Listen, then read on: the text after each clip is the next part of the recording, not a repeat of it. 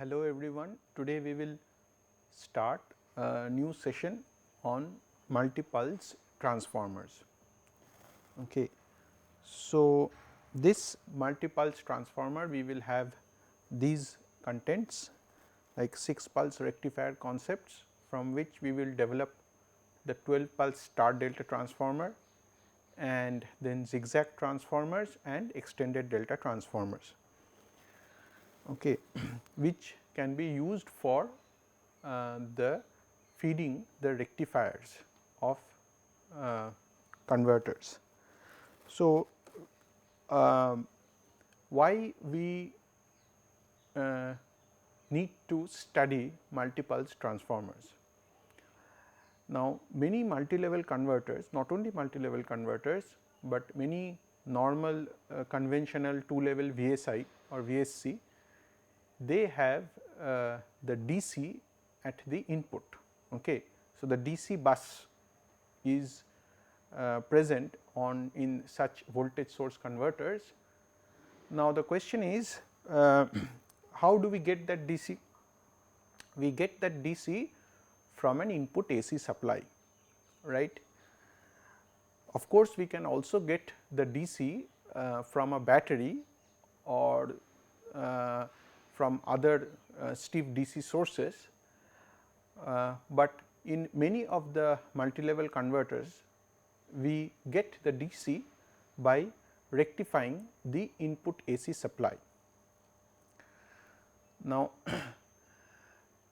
these kind of multi-level converters, for example, can be used for a motor drives application, for example, and then we have an input fixed AC which is converted into a DC, and from the DC and using a voltage source inverter we can get a variable AC output which can be fed to the motor. So, AC to DC and then DC to variable AC. This is how the structure looks like. Now, in this part of the course we are focusing on the rectification part, that is AC to DC, that part. So, what has been popularly used for converting AC to DC is a 6 pulse rectifier, bridge rectifier 3 phase, which has been like a very popular choice for a long time now. Okay. And in this both thyristors and diodes can be used for converting the AC to DC. We can also have front end converters or PWM rectifiers at the AC to DC, but those are controllable switches, they require controllable switches. In many applications where we do not need the use of like variable DC supply, we simply use a diode bridge rectifier, 3 phase diode bridge rectifier, because diodes are much easy to construct and they do not require any control, they are uncontrolled devices. So, in many cases for the sake of simplicity we simply convert the AC into DC through a 6 pulse diode bridge rectifier. So, such 6 pulse diode bridge rectifiers have been in use for a long time and for a wide range of voltage and power, okay, starting from like converting from 230 volt single phase AC to 15 volt DC for low power electronics for some less than a watt or maybe tens of watts, and going up to like in the megawatt power range also. Okay. Now, if you see, so this is the 6 pulse rectifier. Okay. So, here you can see we have a input AC and we have a transformer, and then the transformer is fed through a 6 diode bridge rectifier, 3 phase diode bridge rectifier, and on this side we have a current source which is acting or which is representing the load. Okay. Now, usually we have the transformer here. Okay. The transformer is needed mainly for two purposes. Number one is that it isolates the AC sides from this side of the load. So, there is an electrical isolation because of the transformer, that is the number one. And number two is that in case of a fault on the DC side, for example, if there is a dead short circuit fault here, okay, on the DC side, then the leakage inductance of the transformer helps us to limit the rate of rise of the short circuit current. Okay. So, the transformer leakage impedance should be a certain value. For example, people typically choose transformers having leakage impedance say 5 to 6%, okay, typically 4 to 6% in that range, and it cannot be made very small because during the time of short circuit on the DC side, the transformer impedance is the element that limits the rate of rise of current. So, it plays an important role apart from isolation. Now, on the DC side we see that we have a very large inductive load which is represented by a current source here. So, we will continue with this because in most of the high power converter applications this may be a good representation of the actual circuit used. In some cases we also have capacitors here on the DC side.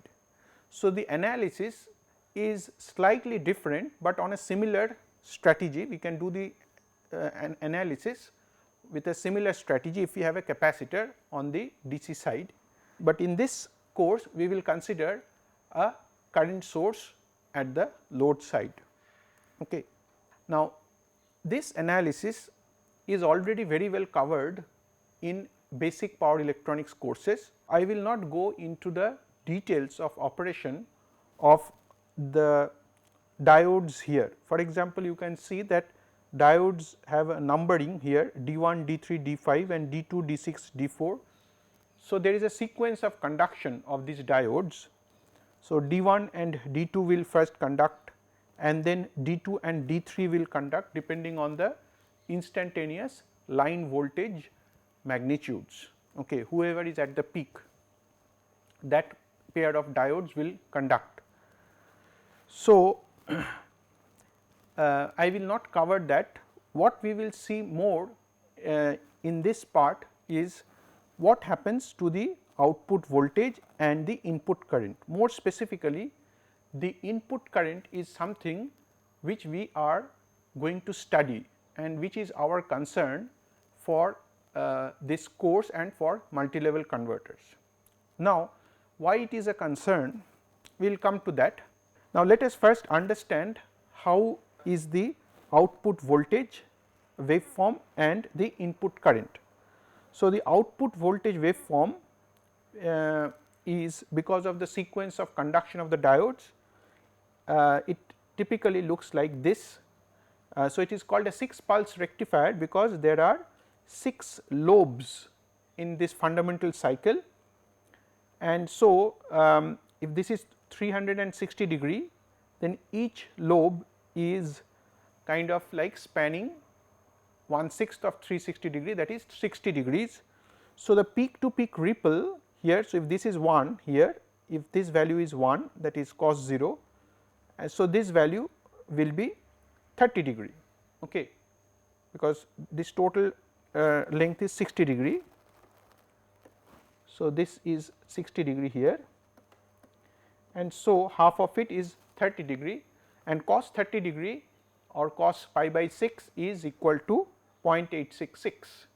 So, therefore, the peak to peak ripple is close to 14%. There are 6 lobes, okay. That is why this is called a 6 pulse rectifier. Now, what is the input current waveform? So, if you take any phase, okay, suppose you take I A, the input current waveform typically looks like this. Okay, this is a quasi square wave waveform, and where for some time this is 0 and sometimes this is equal to the load current magnitude when the diodes are conducting. So, when D1 is conducting, this is a positive value, when D4 is conducting, it is a negative value. Okay. So, this is how, so this blue waveform here is how the input current looks like. Okay. And this input current, as you can understand from the waveform, is highly non-sinusoidal. It is far away from sinusoidal. Okay. It has a lot of harmonics present in it.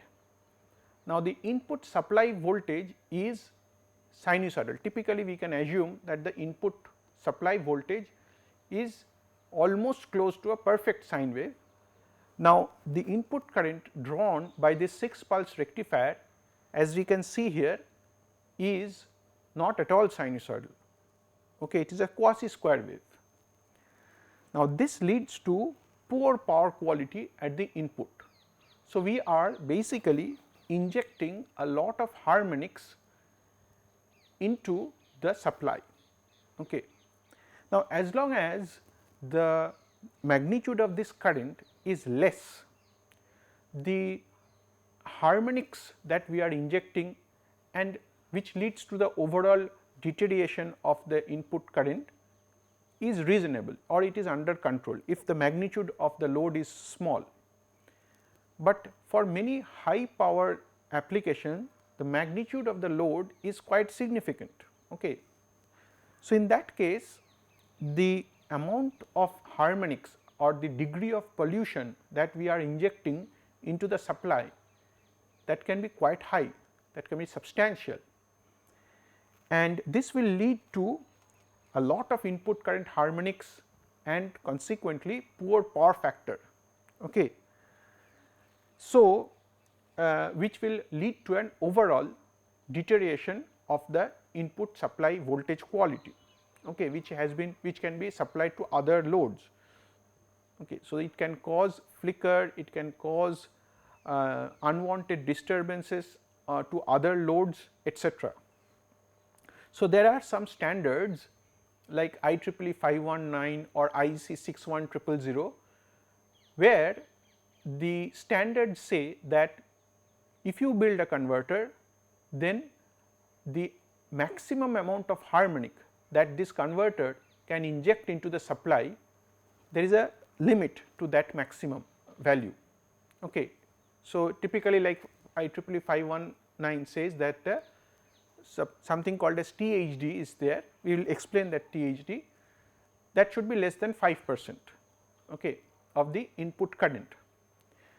So, we need to devise some strategy to improve the input current quality, okay, or reduce the harmonics in the input current. So, this is what we will study here. Okay.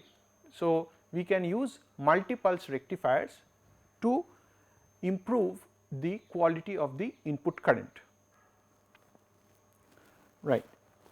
So, before going that, so let us analyze quickly what are the harmonics present in this waveform, okay, so that we can at least know what are the harmonics that are getting injected into the supply.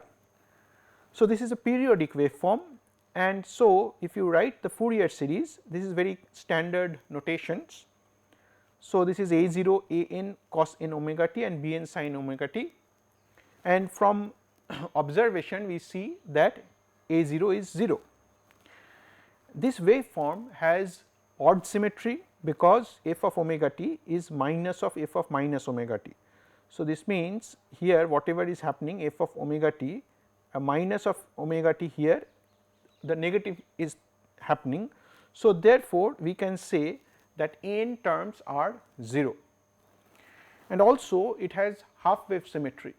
You can see that f of omega t plus pi, that is whatever is there, is minus of f of omega t, or what is happening here. So, therefore, only odd terms in Bn are present. So, therefore, we can now find out what is Bn, because An is 0 and A0 is equal to 0, and so Bn is equal to, you can do this integration, and then you find 4I by n pi cos n alpha, where alpha is the angle at which the square wave below alpha the square wave value is 0, quasi square wave value is 0, after alpha the quasi square wave value is I. So, the magnitude of harmonic, so we can write f t as 4I by n pi cos n alpha sin n omega t. So, this is the Fourier series expansion of this quasi square wave, where n is equal to odd. So, we see that we have all the odd harmonics present here. Okay. So, in this case, in the case of a the input current drawn from the 6 pulse rectifier, the value of alpha is equal to pi by 6, as you can see here. So, if you put f t there cos n alpha, so you put n pi by 6, and then if you put the values of n as 3, 5, 7, 11 like that, we find that all these 5th, 7th, 11th, 13th, 17th, 19th, in general 6n plus minus 1 harmonics are present in the input current waveform here. So, these are all these harmonics, okay, will be injected into the supply. Okay. So, this is the like the Fourier spectrum 5th, 7th, and the magnitude of the nth harmonic, as you can see, is proportional to 1 by n. Okay. So, the harmonic, the contribution of the harmonic of course is more if we have like 5th and 7th, their contribution is predominant, rather than if you go to the higher spectrum, their contribution goes down. Now, as I said, for low power application this may be sometimes acceptable, because the total contribution of this harmonic is not so great, but when you go for say megawatt applications, the harmonics, the contribution of the harmonic is quite substantial, and we have to take care of this harmonic. So, one way of taking care of this is like using multipulse transformer, that is more than 6 pulse transformer. Okay. So, we will study one of this multipulse transformer, that is the 12 pulse transformer, and then subsequently higher pulse transformers also. Okay. So, before I go into that, let me also say that let me also quantify certain, we will put some definitions like distortion factor. So, distortion factor is kind of like a measure of harmonics. Okay. So, distortion factor of input current is defined as the ratio of the RMS value of the fundamental component to the total RMS amplitude. So, distortion factor is the fundamental RMS divided by the total RMS, okay, in the presence of harmonics. Okay. So, this is one definition, distortion factor. Then another definition which is frequently used, total harmonic distortion. So, what is total harmonic distortion? It is, so it is defined as like this. So, basically it is the contribution of all the harmonics as a percentage of I1, that is as a percentage of the fundamental. Okay. So, it is the contribution of all the harmonics that you can see here, I2 square plus I3 square plus up to In square divided by I1. Okay. So, this is another quantification of harmonics which is present in the input current. So, THD and distortion factor, they are related to each other. So, you can just put the values. So, 1 plus THD square is 1 by df square. Okay. You can see this relationship. And there is also one more definition, that is called the input displacement factor. So, the displacement factor of the input current is defined as the cosine of the angle between the fundamental component of AC current and the fundamental AC voltage. Okay. So, fundamental AC voltage and fundamental current, the angle between them, cosine of that angle is called DPF or distortion power factor. Okay. So, the power input, okay, is V1 I1 into distortion power factor. Note that this voltage we are assuming to be almost very close to a sine wave. So, the harmonics in the voltage are not so significant. So, we can assume that the input voltage is a perfect sine wave without any harmonics. So, the power flow from the supply is because of the fundamental component of current and the DPF. Okay. Other higher harmonics of current will interact with the fundamental voltage, but the net average power will be 0 for the higher harmonic current components. Okay. If we had a voltage which also has harmonics, then the voltage harmonics and the current harmonics will also cause a power flow. But most of the cases we see that the voltage is almost like a pure sine wave, the supply voltage. So, it will, so the power delivered to the load will be the interaction between the fundamental voltage and the fundamental current and the DPF. So, that is what is written here, P in is V1 I1 into DPF. So, the input power factor is defined as the ratio of the total input power to the total RMS volt ampere. Okay. So, the power factor is P in divided by V RMS into I RMS. Now, V RMS is same as V in V1. So, P in by V1. So, if I can substitute P in by V1, and what is I RMS is distortion factor divided by I1 from the definition of distortion factor. So, therefore, power factor is equal to DPF into DF, that is power factor, input power factor is distortion power factor into distortion factor. Okay. And this is this relationship is noted because you see the effect of harmonics is not only to inject, that means the effect of harmonics also deteriorates the power factor. Okay. So, harmonics affect the input current quality as well as the input power factor. So, therefore, we need some methods to address this issue. Okay. Now, there are several strategies. So, we will talk about the multipulse rectifier, that is more than 6 rectifier in reducing the harmonics. Okay. Now, there are several other types of strategies, other types of techniques to mitigate harmonics. Okay. Like you can also have active filters and others, but they are essentially a component which is outside the converter. Okay. So, means that if you build a converter, it is desirable that the converter is kind of like self sufficient on its own in terms of the input side current which is drawing from the supply. Okay. What I mean to say is that the input current drawn by a converter ideally should be such that it meets all these standards like IEEE 519 or IEC 61000 standards.